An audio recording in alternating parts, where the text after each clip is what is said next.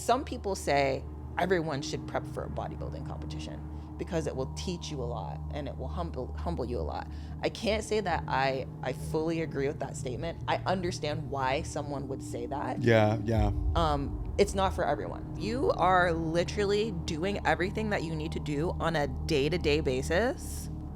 You're in your caloric deficit, you're eating whole foods, you're working out, you're getting your movement in, you're sleeping, you're recovering, but you're not losing weight. There's something going on. What is your work life, home life, relationship? What is causing you all this stress and this cortisol and this anxiety? Figure out what that is and fix that. A good coach is going to bring the athlete in already conditioned and ready peak week. So minimal changes need to be made. There shouldn't be much to manipulate going into the last 7 days of your show. This whole peak week shit is bullshit. Like, you could be perfect on your diet from Monday through Friday and then fuck it all up Saturday and Sunday. Literally. And then you feel like ass Monday, Tuesday, Wednesday, Thursday, and then Friday you kind of start to feel good and you're feeling yourself again just to fuck it all up again on Saturday and Sunday.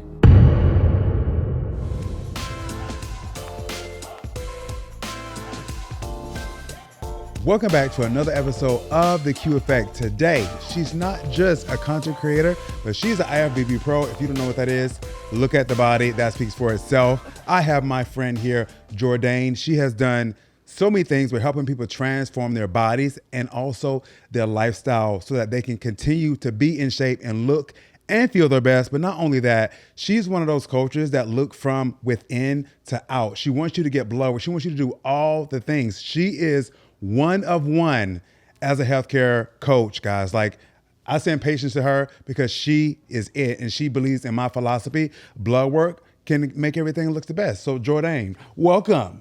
Thank you for having me. Yes, man. I also call her Curly Fry, by the way. You can see the hair. So, we're going to talk about some big things because a lot of the time, I see it all the time. I get patients that are going to these coaches and not getting results. And I'm like, you do realize that is your money you're spending. Are you scared to say no? Absolutely. And so what is your philosophy once you get started with someone? Yeah, so you definitely want to do your research in regard to the coach that you're looking for. You want to find someone who puts your best interest first and comes from a holistic approach. So really focusing on internal health first. That's always what's going to be most important, right? Because if we try to start backwards, it's going to be really, really, really hard to get results. So your foundation is your hormone health, your gut health, your emotional, your mental, your environment, making sure your central nervous system is in a good place, your stress is in a good place. So finding a coach that has a deep interest in those things is going to be a really, really good sign. Not just someone who's going to give you, a meal plan or macros or just a workout, but someone who's actually really interested in helping you build a sustainable lifestyle. That's key. And there are plenty of coaches out there or influencers who coach, or people who maybe did one show and think that they got it in the bag and they can coach you. But coaching it's very, very selfless, much like healthcare providers that actually care. Correct. Because they want what's best for the client or the patient or whatever that may be. And oftentimes that comes with you communicating things to the client or patient, things that they don't want to hear.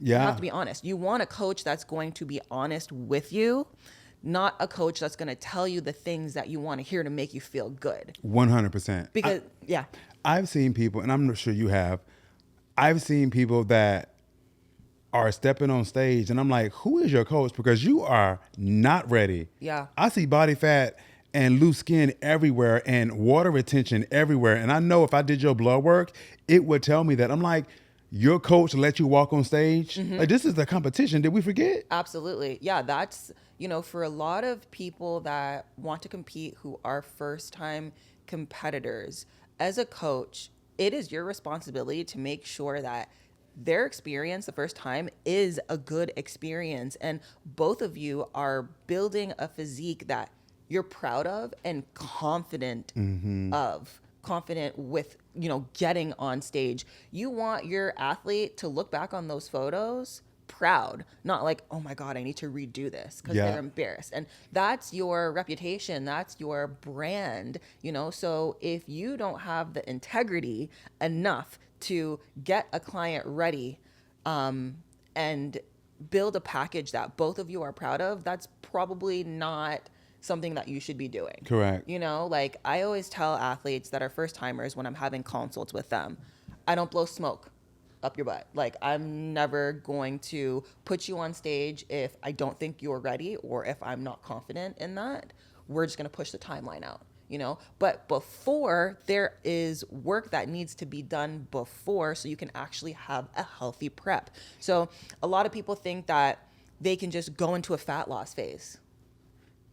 The majority of the time, you're not ready for a fat loss phase yet. Exactly. Like, where's your food at? What have you been doing from a nutrition perspective?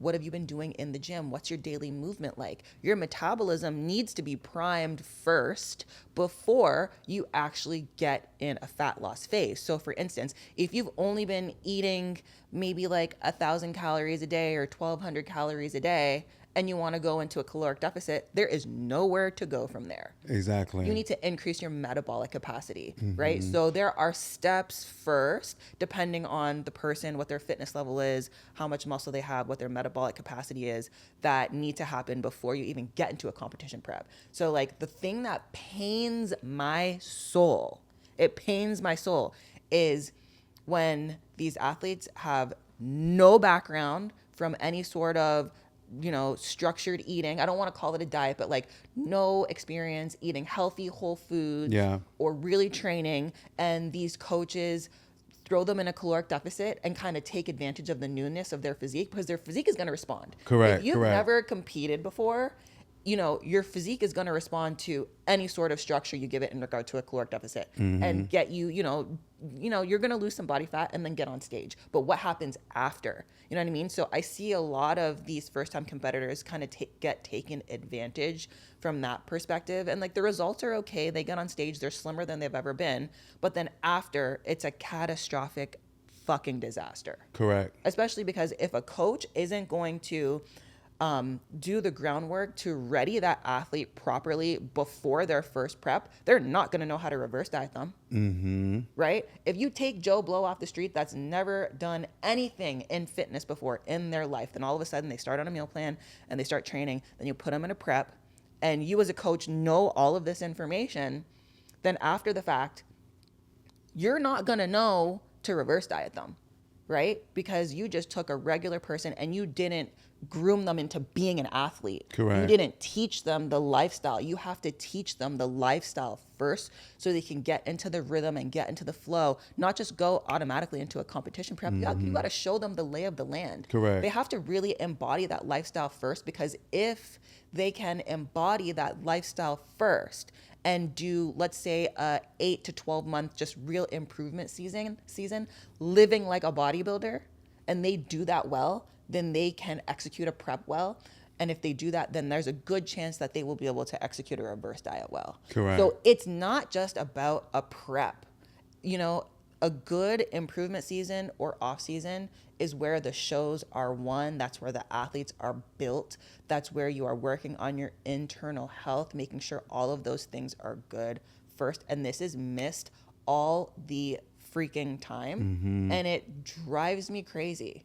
And then I'm sure you get a lot of people in here that probably have maybe come out of like a first time aggressive cut or maybe a first time prep, and the coach just abandoned them. Yeah. And their blood work is crazy, whether they're enhanced or not. And their blood work is absolutely batshit crazy. Yeah. The other thing too is whenever these athletes are consulting with coaches, if the coach doesn't mention at some point in the conversation the importance of labs and getting blood work done, fire them immediately. don't even consider them. 100%. Because I also talk about this too, not just with competitors, but my transformation athletes and my lifestyle athletes, because it does not matter what level of fitness you are in.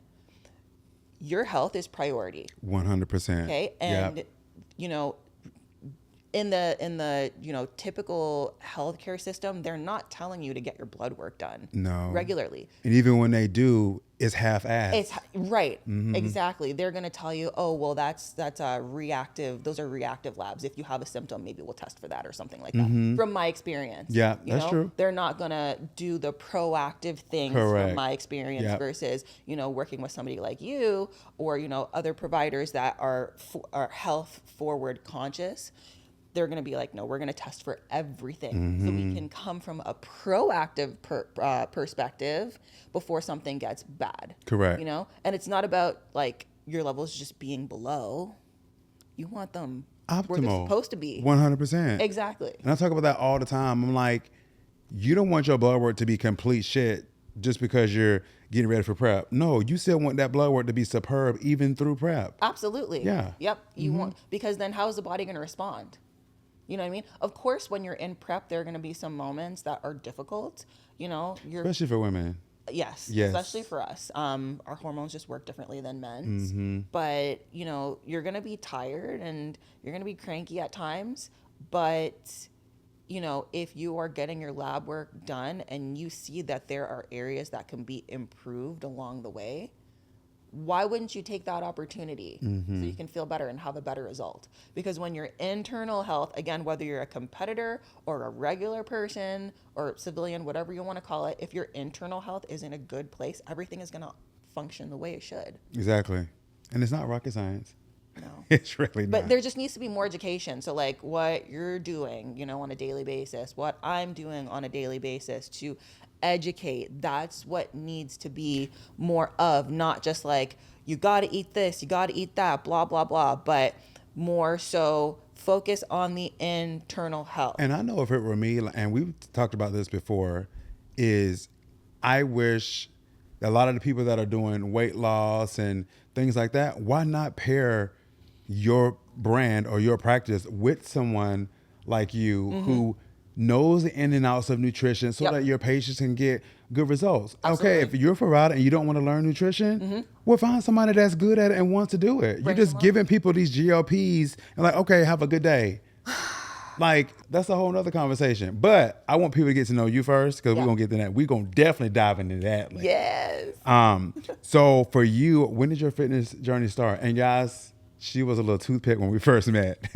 Just so you know. So those of you out there who getting all of these surgeries to look like her, y'all, I'm telling you, it can be done. We're going to post a picture of what she used to look like versus now. But the thing about y'all is y'all don't have patience. Yeah. Gotta have patience and consistency. Yeah. She built all of this, natural, built all of this. So what y'all paying thousands of dollars for, she built hers over years. But back to you, when did it start? Wow. Okay. So 2012-ish. Yeah, I think so. When Yeah. I really started like focusing on fitness. So I grew up as a gymnast and then transitioned to volleyball because, I'm 5'7", right? So gymnastics and being tall isn't quite a good mix. And then started playing volleyball, suffered from a really bad torn ACL and meniscus from gymnastics. So the jumping with volleyball it wasn't working anymore. And when I was having a lot of issues with my knees, I had to give up volleyball and start something active that was more stationary but keep me in shape. Yeah. And that was right around the time I lost my brother. And the gym just happened to be something that I was drawn to. And I started training like 5x5 style, Arnold Schwarzenegger style. So isolating each body part. And I saw my body start to progress. And I was like, wow. Like, this is like, okay, like as my body is getting stronger, I'm building muscles, my mind is getting stronger and I'm able to cope a little better with the loss of my brother. And it's actually funny because when I started like really bodybuilding training, I was vegan.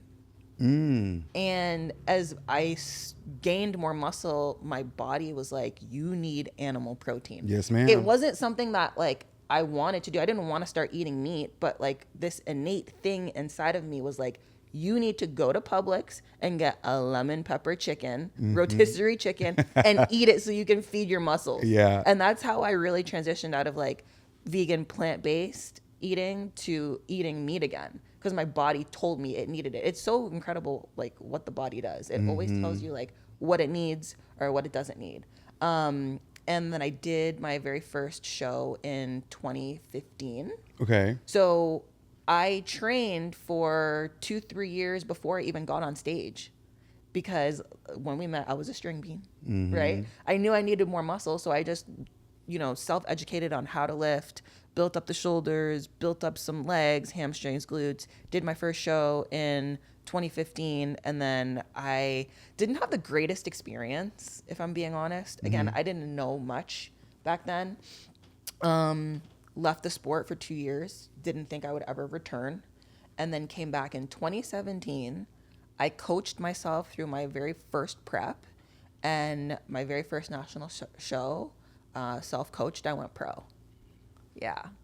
That's crazy. Yeah, I mean, it was like I was obsessed with the gym and learning about the body and how to nourish myself and the different training modalities. And then it was really cool to see how my body changed. So it was like not a science experiment, but kind of at the same time. Yeah. And I learned a lot of things along the way. And yeah, I went pro in 2017. And that's why I tell people, because like they ask me how I know so much about nutrition. Well, I used to weigh 330 pounds. Like if nothing else, I can help somebody lose some weight, and I've been there where I had plateaus and then counted my own macros. Like a lot of people just don't want to do that. Yeah. And I'm like, but when you hit a plateau, you don't want to do the extra thing to get that extra weight off. Right. So everyone is going to lose weight by just, finally just, just seeing what they're doing. But eventually, if you're like, oh, I want to tap into another realm of weight loss, you got to count calories. Yes. Yeah. If you want to change your body, whether that is dropping body fat or gaining muscle, there has to be a methodology of what you're doing with your food, how you're managing your food.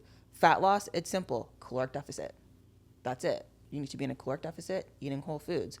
You want to build muscle, eat in a caloric surplus, eating whole foods. And there is a lot of arguments and a lot of debates about a carb is a carb and a fat is a fat. No, it's not. No, it's not. No, it's not, because the nutrient profiles of different food have different things, different vitamins, different minerals, things of that nature. And eating whole foods versus processed foods are going to go a lot further for you, because your body can actually recognize what it is. Your body's not going to freak out. It's going to absorb the nutrients, the vitamins, the minerals, metabolize the food, give your body what you need, versus eating crap. Correct. Your nutrient receptors they're not going to know what the fuck is going on, and they're just going to crave more because you're not getting any nutrients. Exactly. You know what I mean? So like your food sources are so important, no matter what diet style, eating style you have. Whole foods are king. And when you were training, at what point did you decide, I want to do a competition? Like what made you just go from, okay, I've noticed that I've been building muscle, I like the way I look. What triggered your mind and said, hey, I want to see what I can do and step on stage? Yeah. So around, when was it? 2012. That was when Instagram was kind of like really getting popular, and the people that grew their accounts pretty rapidly were a lot of like the fitness influencers, because they were just posting their workouts every day. And if my memory serves me correctly, that was around the same time bikini was starting to really get a lot of notice. And I was like, I can do that. Like, I'm taller, longer, leaner. Like that seems like an athletic. That seems like it would fit me. Like I can totally do that. Yeah. And then that's when that kind of gave me like the push, like the nudge to really start training hard. And then, like I mentioned before, I actually was training and lifting weights for 2-3 years before I did my very first show, because I knew I needed more, right? And I knew I needed to educate myself a little bit more about like what bodybuilding truly entailed, So I think it was like that 2012 point when bikini was starting to get popular. That was like my inspiration. Yeah. And my motivation to like really be like, okay, we're going to do this. We're going to get That's the same thing I felt too. I was like, I was losing weight, and then people started asking me why I bodybuild. I'm like, I don't even know what that is. Yeah. Because I was a football player. Never heard you of it. played football. Yeah. Yeah. And then and somebody showed me. I was like, oh, that's what that is. And then I was like, okay, well, I've been training for forever. Why not do this? Because like in my mind, it was a competition with myself. It's a challenge. Yeah. It's because yeah. like, so like, you know, you get obsessed with the gym and you get this rush of endorphins every time you're training.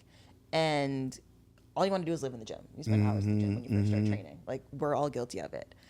And then you're like, wait, I want to challenge myself even more. Correct. What can I do to challenge myself even more? And then that's what happens with a lot of people. You take it to that next level of enduring something challenging, which would be the dieting and the cardio and feeling that discomfort to really push you.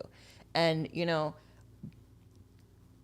some people say everyone should prep for a bodybuilding competition because it will teach you a lot and it will humble you a lot. I can't say that I fully agree with that statement. I understand why someone would say that. Yeah.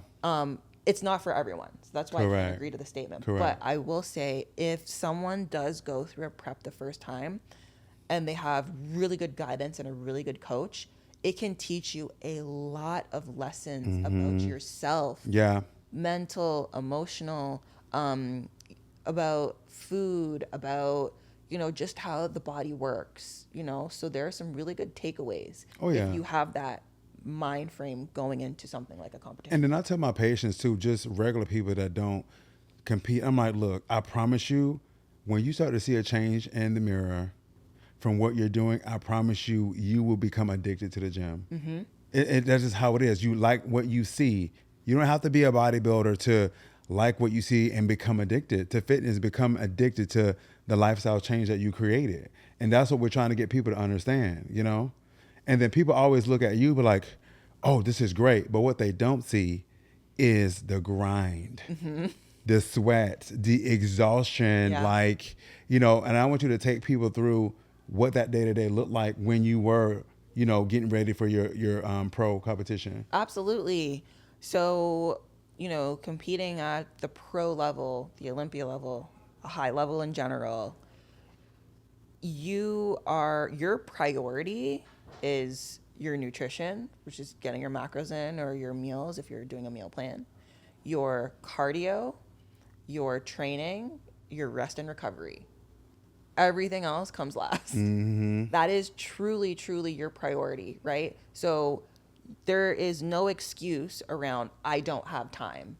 You make the time, you make the priority, and you fit everything else around your priorities. And that's exactly why it teaches you a lot about life, Exactly. how to prioritize. And structure. Yeah. It really does teach you structure, and in good and bad ways, because a lot of bodybuilders get so rigid with their structure that if one thing changes, it's the end of the world. Oh, yeah.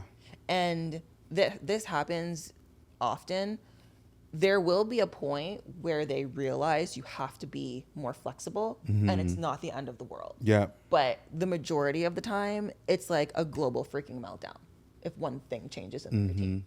But that's what, you know, keeps you going. Like, if you, you know, are a very results-driven person, checking those boxes, it kind of gives you like this high, this rush, this sense of accomplishment at the end of the day. So, and then following up, you know, with checking the boxes, you're seeing the results. So it's just motivating you to continue pressing on forward with what you're doing on a daily basis. Exactly. You know, because you're getting the tangible results that you can see and feel on a daily basis. Take us through, because I remember when I had peak week. Take us through that for you. Is it what people think it is? Because I know for me, I didn't like it, but I did it. Yeah. But how was it for you? So my peak weeks are usually really good. Okay. I'll answer this in two parts. Okay. My peak weeks are good because I have a good coach who isn't ridiculous, who who knows what the fuck he's doing and who puts my health first and who's not crazy. So less is more, right?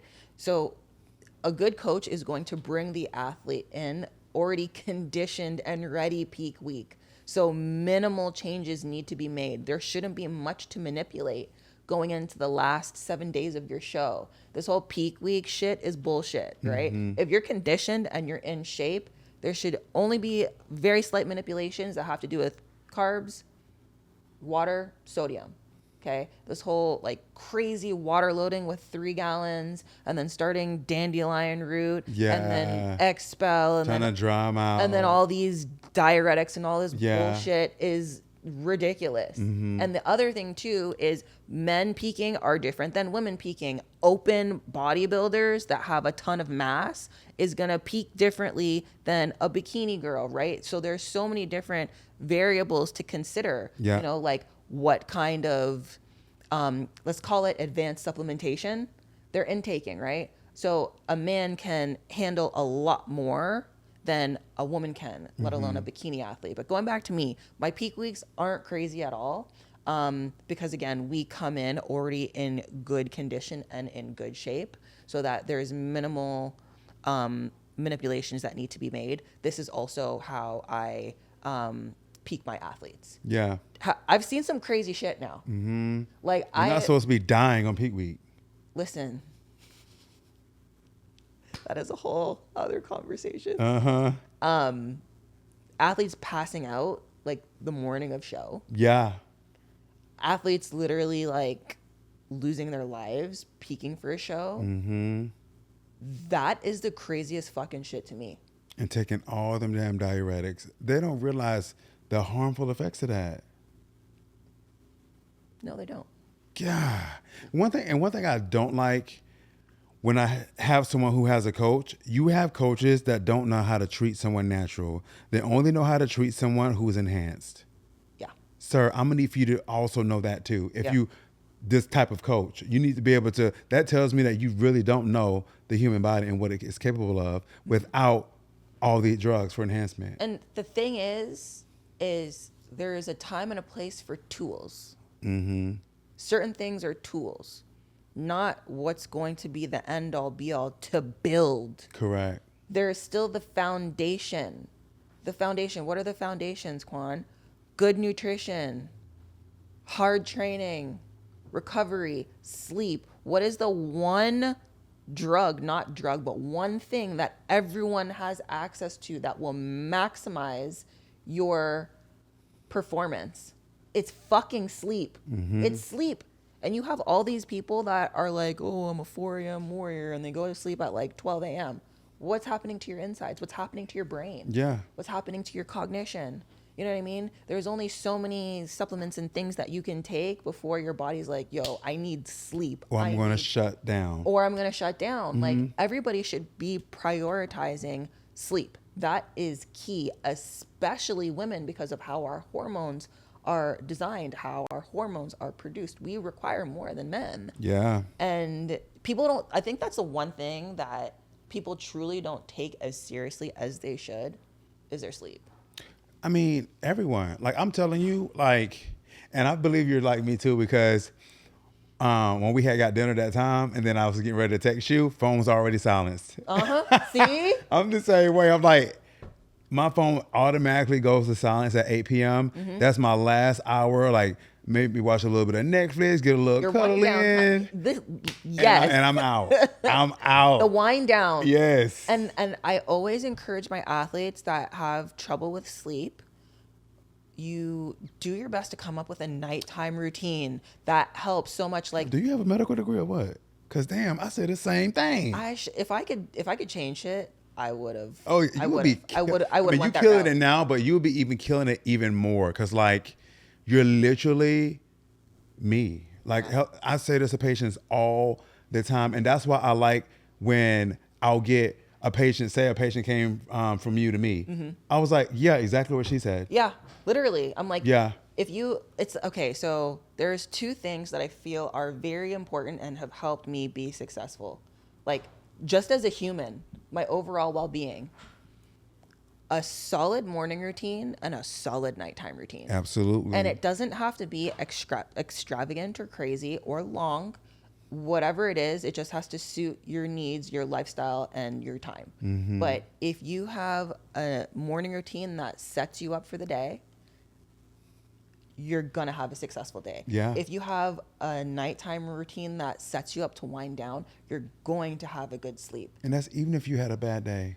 Literally. And then, but let's say you had a bad day, but you did your morning routine and you executed your morning routine. That bad day is not going to be as bad as if you didn't have a morning routine and you were just all over the place. Correct. You know, and like usually your morning routine should be something that has to do with you hydrating and eating something nutritious. You know, whatever the other little things that you do within your morning routine, that's up to you. But you know, what you consume is really, really important. So many people just get up and go. No. Yeah. And they start pounding the coffee early. Yeah. I'm like, what? Your cortisol is going to be so bad. Your poor adrenals. Like, you need to wait to drink coffee. Drink water first. Give me water first. Water first. Especially my dieters. Drink water first. Yes. Water first. You gotta Dang, hydrate. before they get to work, they don't have 3 espressos. I'm like, damn. No. That's, that's crazy. Thinking about that makes my stomach hurt. I can't do it. Literally. I love me a good matcha though. Yeah. Love me a good matcha. Yeah. Matcha king. Yes, ma'am. So as a coach, what's the biggest mistake that clients make when starting? Lifestyle transformation or competition? You can say both. Because I like that you do both. Okay. Yeah. Let's start with competition. Picking a show date first. Oh, yeah. Yeah. I'm like, let's not race to the stage. There are steps.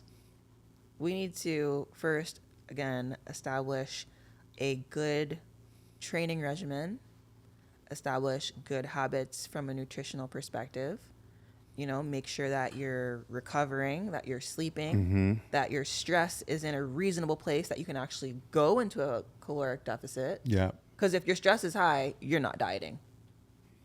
Why? And then do cardio, that's just going to cause more stress. And then they don't sleep either. Yeah, no. So, you know, picking a show date first without making sure all of the other elements in your life are in a good place to actually start a prep. That's one big mistake. The second thing that I see with lifestyle or transformation is they truly aren't ready to commit to change. That part. They talk a big motherfucking talk. Always. And I'm like, you sure? You sure you're ready? Yeah. You sure you're ready to stop drinking calories and drink water?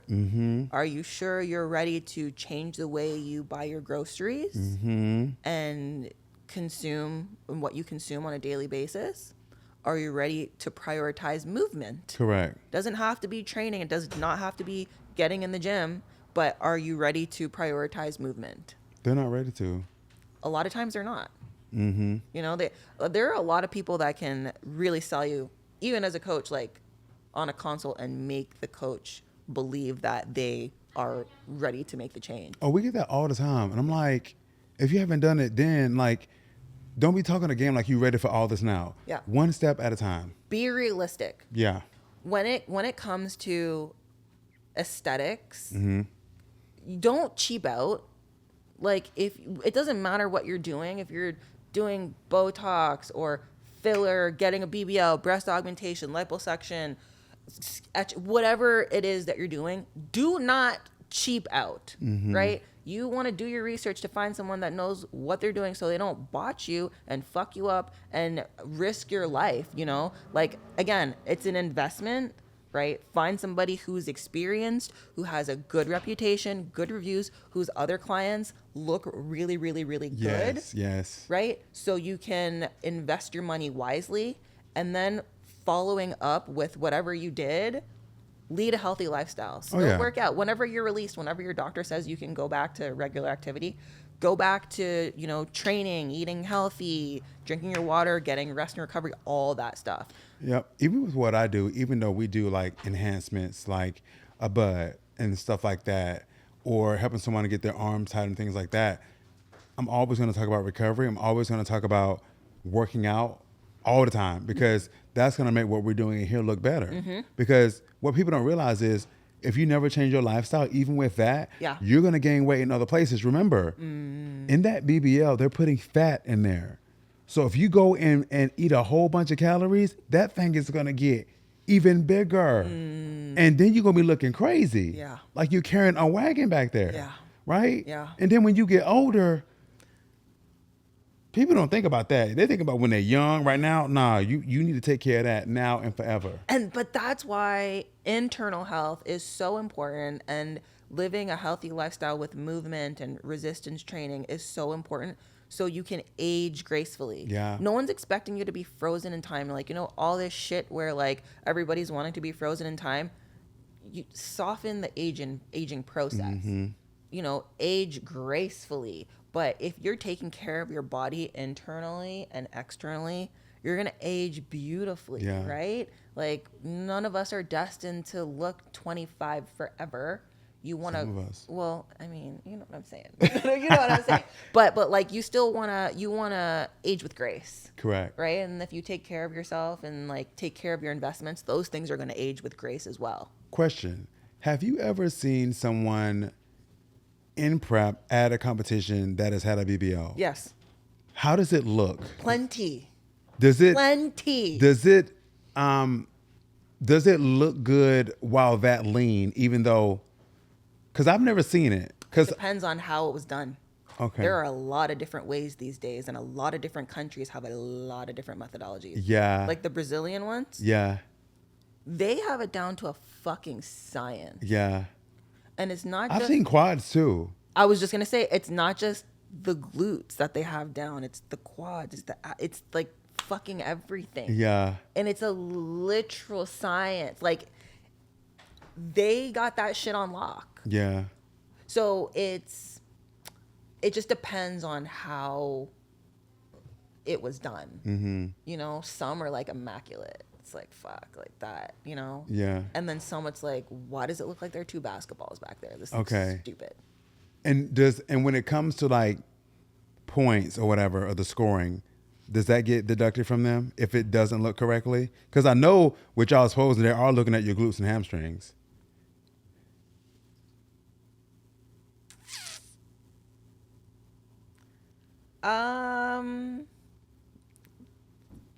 Let me just say this.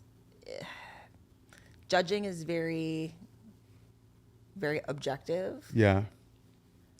So it's based on if they like what they see. You know? If they like something that looks good to them, but I think it looks crazy, but I'm not in charge, that might get rewarded. Me as an onlooker, like, I might be like, that looks fucking crazy, but that wins. Yeah. Because that's what they saw and that's what they like. And that's why I couldn't compete, because I'm like, I done did all this work, and you telling me that this person, for one who can't pose, they winning over me? What? Yeah. I remember that happened to me one competition, and everybody was like, wait, what? How? I'm like, yeah.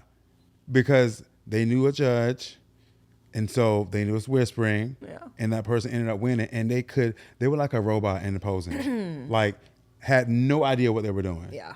And like, I'm like, how the hell you win? You know what? And it's not just like women getting body work done. Men inject themselves in places like spot inject as well. Yeah. Like in their shoulders, they spot inject in their quads, lats and stuff like that. And I'm just like, it ain't that serious. But I mean, I get they're competing in this a crazy sport, but I'm just trying to look good at the beach at this point. I mean, here's the fucked up shit. A lot of us started bodybuilding because we saw what we were capable of doing with our bodies. Yeah. In the fucking gym. Yeah. Not on the medical table. Yeah. Okay? Like titties are different. They're fat, right? When we are women coming down to a low body fat, a lot of us are going to lose our breast tissue, so we have to go get augmentation. Correct. If it's a muscle, you can motherfucking grow it. I repeat, if it's a muscle, you can motherfucking grow it. Yeah. So grow it. That's why you started bodybuilding in the first place, because you were fascinated around how you could change your body. So grow it. And if whatever you're doing is not working, figure out a different methodology or find someone who's going to help you, or get body work done, or, take a look at the muscle, why it's underactive, why it won't activate, why the body part won't grow. But like, there has to be resources or other things that a person does before they go and augment themselves. Like, exhaust everything before you go fucking augment yourself. Correct. Like, glutes, the gluteus maximus is the biggest muscle in the body. It's the biggest, it's the strongest. Okay, exhaust everything to try and grow them first. You have people always say, I can't grow my butt, but you only train glutes once a week, and then when you do, you're doing nothing. You're just doing your on the stair stepper and putting your leg back, doing a kickback. That shit kills me. Like, brother, sister, what are you doing? Like, who invented that? Because a lot of people do that shit.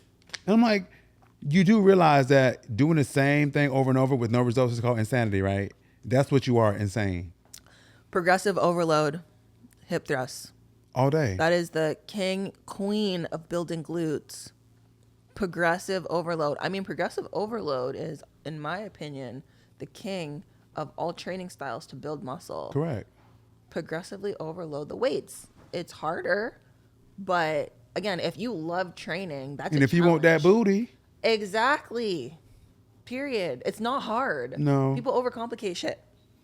Yeah, just like losing weight. It's not that hard. Yeah. Caloric deficit. Yeah. Not eating McDonald's for every meal. And if you're in a caloric deficit and you can't lose weight, get your fucking hormones tested. Get your blood work done. What y'all heard that? What do you know? Literally, if you, and this is like the other thing, like if you are literally doing everything that you need to do on a day-to-day basis, you're in your caloric deficit, you're eating whole foods, you're working out, you're getting your movement in, you're sleeping, you're recovering, but you're not losing weight, there's something going on. And the only way to figure out what's going on is if you get your blood work done. I have this conversation probably 15, 20 times a day. Mm-hmm. And people just don't think that. Like, okay, I'm doing everything right.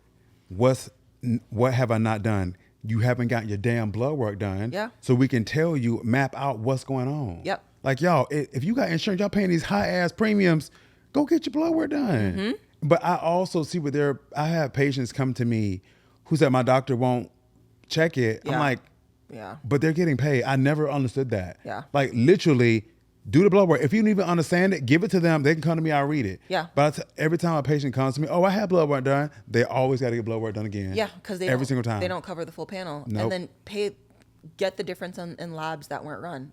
Pay the money. If you have the money, fucking pay the money. Yeah. It's worth it. Because guess what? The clinic that you went to, they may uncover something that is really critical to your health. Mm-hmm. And that could be very, very, very important to your success, or just like your overall health and well-being. 100%. And then the other thing too, what's your digestion like? What's your gut health like? So many people got gut issues. Like, not going to the bathroom every day is crazy to me. Yeah. What do you mean I you're have not going patients like that too. Like, what? What do you mean? So you can go to I the feel like bathroom. everyone should do that. Literally, yeah. Like, when you're starting on this trend of, okay, I want to get my shit together, blood work, gut health. Yeah. Because at that point, you're set up for success at that point. Mm-hmm. And then, but on the same note, providers don't do it. Even health coaches don't do it. They just sign them up, got all that money, and you get patients 3 months later, ain't lost no weight. Yeah. Yeah. Get on my nerves. So, rapid fire. Ooh. Oh, I already know the answer to this one. Okay. Cardio or weights? Weights. All day. All day. Bulk or cut? Bulk. Y'all see, this is bulk for her, and you see waist is snatched. Just letting y'all know. See, none of that. Ain't none of that. None of that. Can you see the waist on camera? It's outside. Cheat meal or a strict plan? Cheat meal. What's your favorite one? Squid ink pasta. I already knew that anyway. Already knew that Because we anyway. just had it. Yep. Morning or night workouts? I'm going to say morning. Okay. Usually I do like midday, That works too. but I'll say morning. Yeah, I like morning too. Get it over with. Yeah. You're early. Yeah. You're like a 6 a.m. guy. Yeah. Fuck. Yeah, I'm in bed by like 9. Yeah, and as you 9:30. should be. Sleep. Hello. So y'all, I practice what I preach. Y'all better listen here now. Yes. One food you hate eating on prep.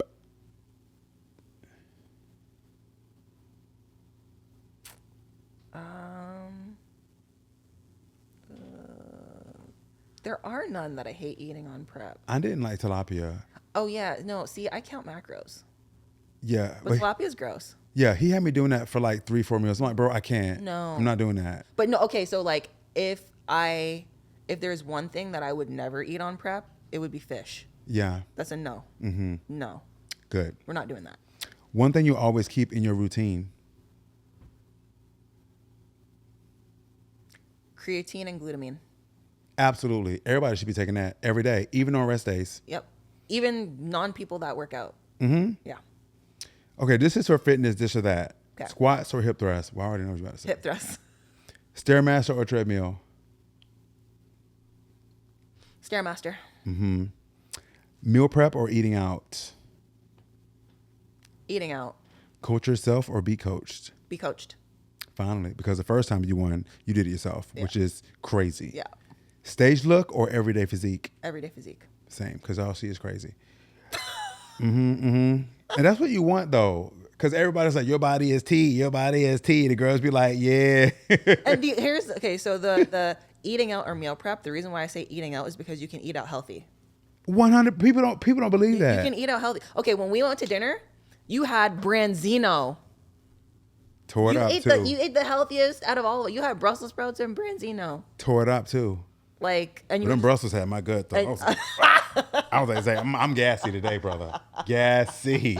and you were fine. Yeah, yeah. And Zai had pizza, and then we had the squid and pasta. Like, you can choose healthy. Yeah, people just choose not to. Yeah, it's not like that hard. Answer honestly, one fitness myth you hate.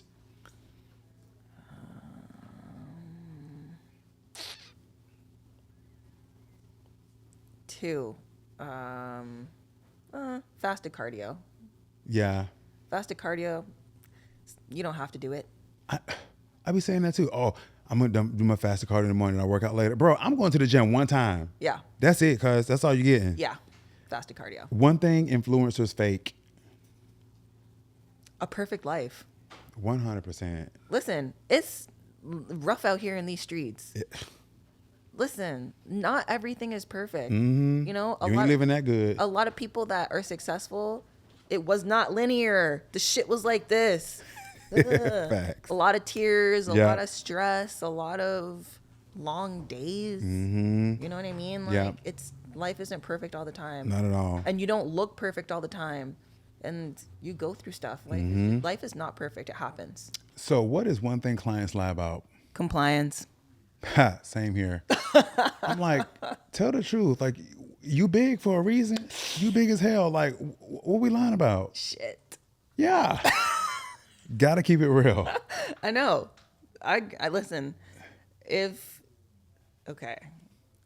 things were moving and you're still in a deficit, and all of a sudden things stop moving or you spike up, and it doesn't have to do with your, it's not a period week or something. What did you do? Exactly. Like, I'm like, well, if you're doing all these things, then why are you contacting me for help? Or do you get people all the time where you're just like, they chat GPT everything?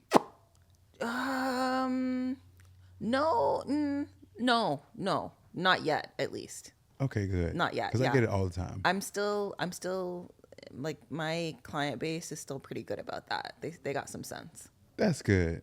Because I'll make them have sense. Yeah. Oh, man. So one thing that actually works, but people avoid it.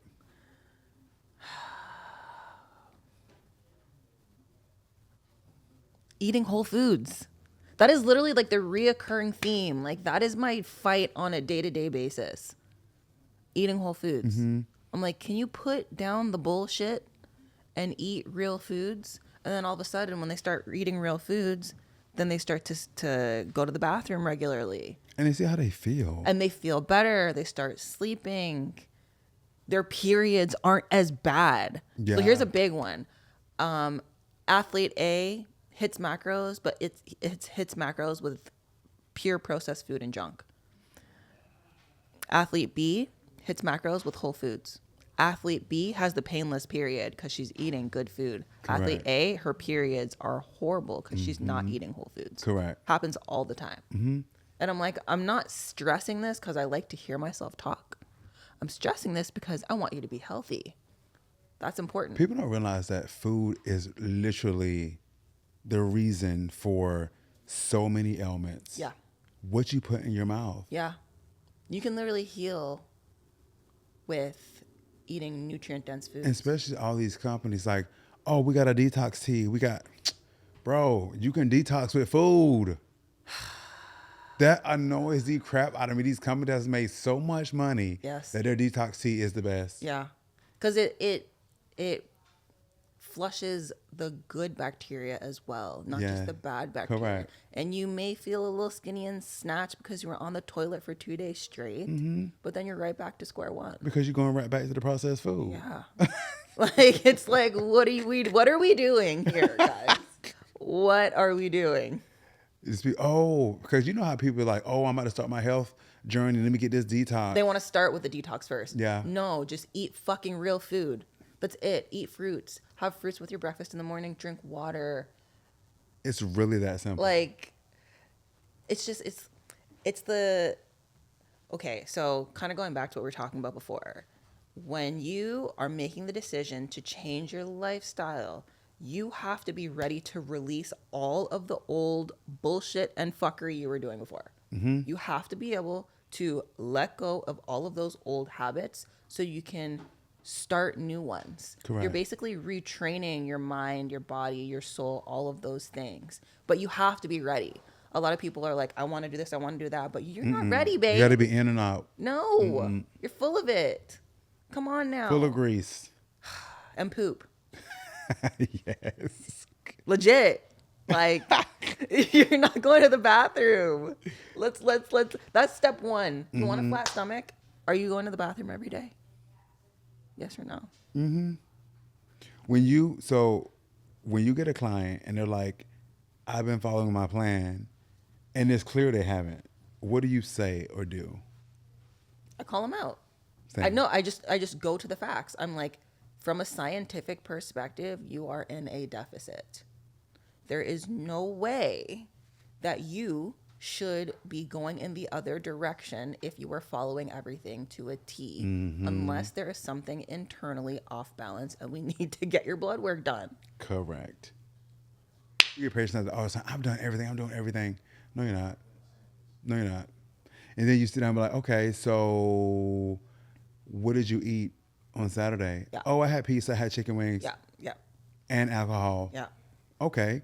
So you might have been in a caloric deficit Monday through Thursday. Yeah. Well, now you're in a caloric surplus. Those weekends add up. All those little extras add up. People don't realize that. Like the little tastes here, and I hate the word nibble. But They're not nibbling. But mouthfuls here, Yeah. mouthfuls there. Fuck out of Shit. here. Like that shit adds up. Like you could be perfect on your diet from Monday through Friday and then fuck it all up Saturday and Sunday. Literally. And then you feel like ass Monday, Tuesday, Wednesday, Thursday, and then Friday you kind of start to feel good and you're feeling yourself again just to fuck it all up again on Saturday and Sunday. So it's like you got to break the cycle at some point. Why do you want to feel good just like 1 or 2 days out of the week? I would never understand. I'm like, why would you do all that work just to throw it away? It's like you work so hard during the week to make a lot of money in your business, and then you spend it all on the weekend doing fuckery. So your bank account reflects that. Yeah. Like, we got savings, we got trips, like we got life experiences you want to have, but no, y'all want to spend money on this temporary shit. Yeah. Like I would never understand people's logic. God. Yeah. Wild. Like it literally is a temple. Like if you want to live long, it starts with the food. Yes, it does. I tell people, even if you don't work out, if you eat well, You'll lose. Yeah, you'll lose. Your body will find a set point, the set point it's supposed to be at. which will be reasonable. You may not be shredded, you may not have all the muscles. That's okay because you're not lifting. But if you are eating healthy and you're listening to what your body needs, your body will reach a reasonable set point and you're getting movement in. Correct. Like, I mean, again, it doesn't have to be lifting, but us humans were designed to move. Hunter gatherers, that's what we were designed to do. No, we're our couchers. Yeah. So do you ever notice, like, well, you're always on the go, but like if you took a day off and you just literally lounged on the couch all day, it actually took energy away from you. You ended up being more tired. I have done that before, yes. Like all my rest days that I have done that, where I just couch it, I am so tired. And I'm like, ugh, like I have to get up and move around. Walk the dogs or just get outside, do housework, something. Like the saying, if you don't use it, you lose it, that is legit. 100%. We weren't designed to be sedentary. And like people who have corporate jobs or office jobs, or if they sit all day, get your ass up every hour and walk for 10 minutes. I would definitely have me one of those little... walking pads. Yeah. 100%. Walking pads. Yeah. Yeah. A lot of my athletes that work from home, they have walking pads. It really helps. Yeah. Because like your body, your like everything inside of you needs to circulate. Your blood needs to circulate. Your lymphatic system needs to circulate. And you have people like, well, my legs are swollen. Well, you haven't moved all day. Holy moly. Yes. Like you have to move. You have to literally move. Like, and then like on top of that, when you do have a 30-minute lunch break, it does not take you up for 30 minutes to eat. No. You can literally eat in 10 minutes and then walk the other 20. Like people just make so many excuses, man. You make time for what you want to make time for. Absolutely. You make time to go eat a buffet. Right? Like, come on. Yep. Like, so when I used to work in corporate, we would get an hour lunch break and I would actually eat at my desk and split up my hour throughout the day through like certain like walking. Like I'd take like a couple 15-minute walks throughout the day so I can get movement in rather than just taking my full like 1 hour lunch break. And that really helped me because that also helped me with focus. Yeah. Because my attention span, like I need to be stimulated, so I could only like focus for so many stretches at a time. So I'd break up the lunch and like just do laps. And again, like if I was sitting at my desk too long, I would start yawning and get sleepy. Yeah. And like it's like you literally just want to curl up in a ball and go to sleep. That's why I couldn't do it. Like, because for me, it went from playing sports to working in the ER where you're like always moving. Yeah. To a point where one time I had to go up to the ICU to help. Oh, I was about to fall asleep. I'm like, I cannot do this. Yeah. I'm used to this. Yes. Even rest days are hard for me. I have to do something.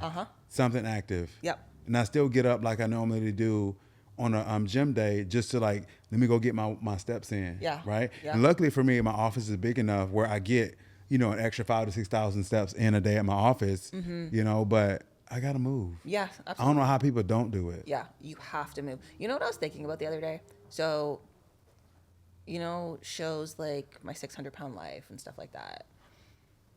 It takes a lot of willpower to eat that much to get that size. And the reason why I say it takes a lot of willpower is because to endure that discomfort to get to that size takes a lot. Yeah. That's a lot of pain to go through. And I feel like, bear with me here, I feel like if you have the willpower to endure that much pain and discomfort to get that big, you have the willpower to diet. 100%. And lose. It's like the hot cold effect. So a certain temperature of cold water and a certain temperature of hot water both feel the same at a certain point. You can't tell if it's hot or cold. So that I feel like that's kind of how I'm looking at it in regard to like willpower and how far you're able to push from a mental and physical perspective, right? So if you can endure that much to like get that size, then you can endure that much of a deficit to get that small. And for me, I'm just like, at one point, and I know it's an addiction, right? But at what point do you just say, okay, I'm dying over here? Yeah.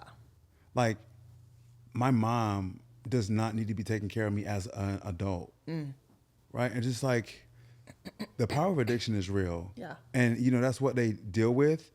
But also, too, the parents are also the reason to blame because you never said no. You never said no. That's tough. And they don't see that part. Yeah. Like, you made this person that. You taught them that you're going to eat away your feelings instead of finding coping mechanisms. You're going to go to the gym to help cope with things. You're going to walk to cope with things.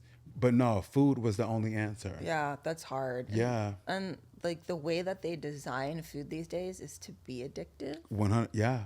So, of course, if a person doesn't have anything that's nutrient dense, they're going to continue going for the foods that they've been eating because of the addictive ingredients in them. Correct. So it's that period where you're changing your palate and you're switching to whole foods.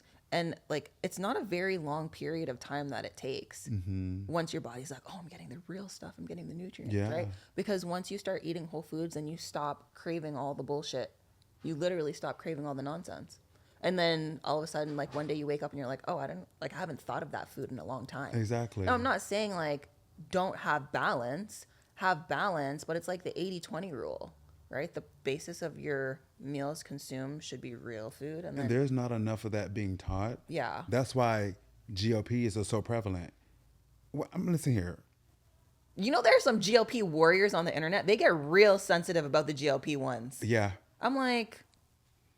And my thing is like, all before this medication came out, who the hell said something about food noise? Bitch, I mean, excuse my French, I'm sorry. Are you, what's the word I'm looking for? Are you psychotic? Are you schizophrenic? So this food is saying, hey, come eat me. I'm a chocolate chip cake looking at you. Come and eat me. Like, bro, like food noise?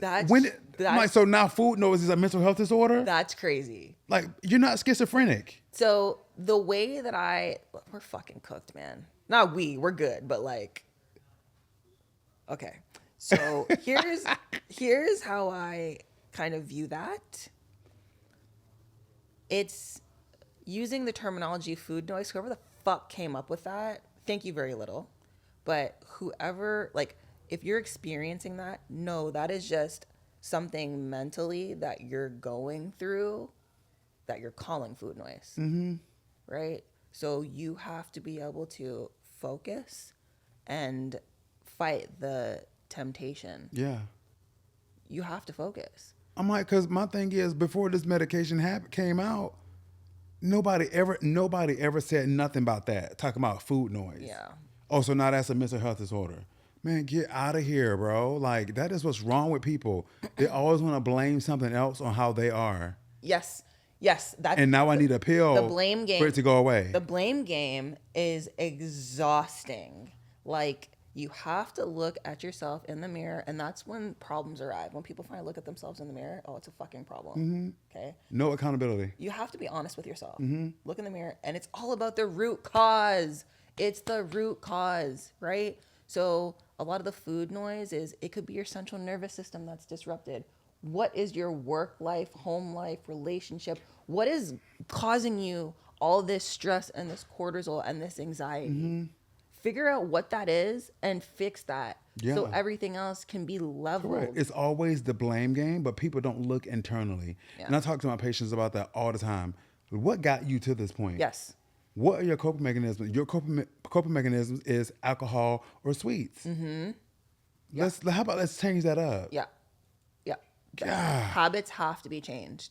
So I think there's this like gym meme or this thing going around on Instagram that says something like, you gave that man that cheated on you like chances for 2 years, but you won't give a diet 2 days. 100%.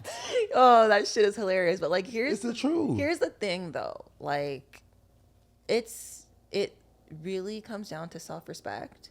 You have to respect yourself enough to make those changes and love yourself enough to make those changes. Yeah, you gotta love you. Right, because if you truly love yourself, you're gonna make the behavioral changes and lifestyle changes and make those hard decisions, whether it's changing a job or getting out of a relationship or changing a relationship or whatever it is, to position you in a better environment so you can thrive. Environment is everything. Correct. It's everything, right? If you put a rotten strawberry in the middle of fresh strawberries, what happened to all the fresh strawberries around them? They go rotten, right? So there's like a ripple effect. You are who you hang around. Exactly, a domino effect. So you have to change your surroundings, what you consume from not just a food perspective, but from a media perspective. Yeah. Your friends, like all that stuff. If all they want to do is eat nasty, drink and smoke, I need new friends. And you know what, guys? It's okay. Like, hey, you can still be friends with them, but you are making better life choices. And some people are afraid to make that decision. That's an adult ass move. Yes. It's called adulting. Yes. People who I used to be friends with, we ain't friends anymore. I'm moving different. That's the thing. Exactly. Yeah. But you also find like when you start making changes to like your health and stuff, Haters.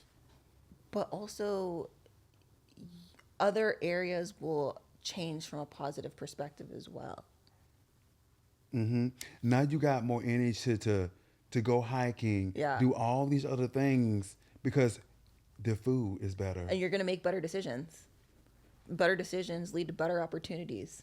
Better opportunities lead to a better quality of life. Are y'all listening? Legit. Y'all getting free counseling right now.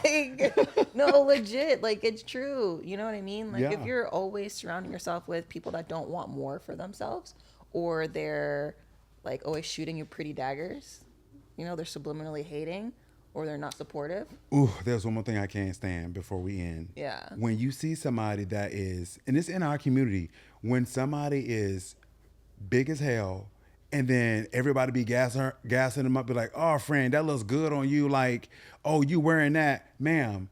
It took her in the army to get in that, but you over here gassing that up. That's not cute. Yeah. That's unhealthy. So when she's not here no more because of the habits, what you gonna say then? Yeah.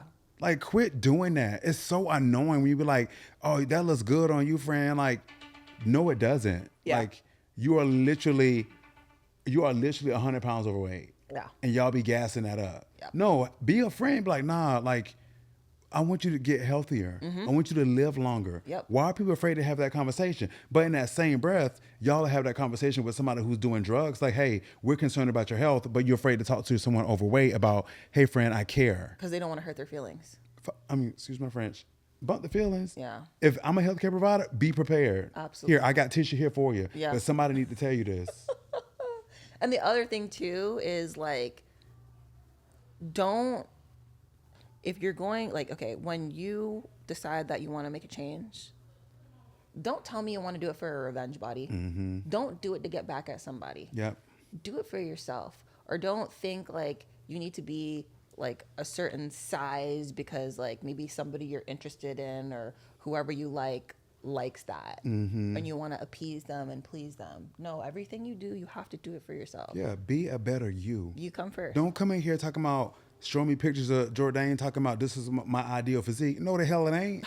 You won't get that. Trust me, I know what she did to get that. You won't be getting that. Let's build a better you. Yes. Okay. I tell them all the time. I can't make you look like her, but I can make you look like the best version of you. Yes. That I can do. Exactly. Every single time. And on that note, guys, Jourdanne brought knowledge, expertise, the body is tea, as you see. But I want you to let everybody know how they can reach out, whether it's lifestyle or if you got a suck-ass coach, hey, break it off. If you're not getting the results you're looking for, break it off. That's your money, okay? They don't pay your bills. You need to get with somebody like Jourdanne that can get you where you need to be. And also when you come off prep, you're still healthy. Yes, that's important. You guys can find me on Instagram at Jourdanne __. I work with athletes from all walks of life, transformation, lifestyle, and competition.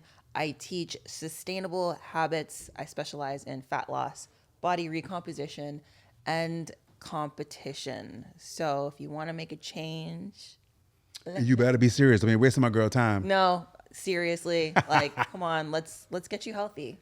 Let's get you healthy. And that's what it's all about, guys. And this is why I wanted her here, because for one, I believe in it and I preach this stuff all the time. We go way back. She came from being a little stick, a little spaghetti strap. And I came from the other side of being overweight. And we met in the middle, and we still are living healthy lives. Y'all, we just went and had Italian. Yeah. Hell. Yeah. And we still look good. Yeah. So y'all can do the same thing. And that's exactly what she's going to teach. Yeah. Until next time, thank you for being with the Q Effect, and make sure you hit that subscribe button right there. All right, guys, peace out.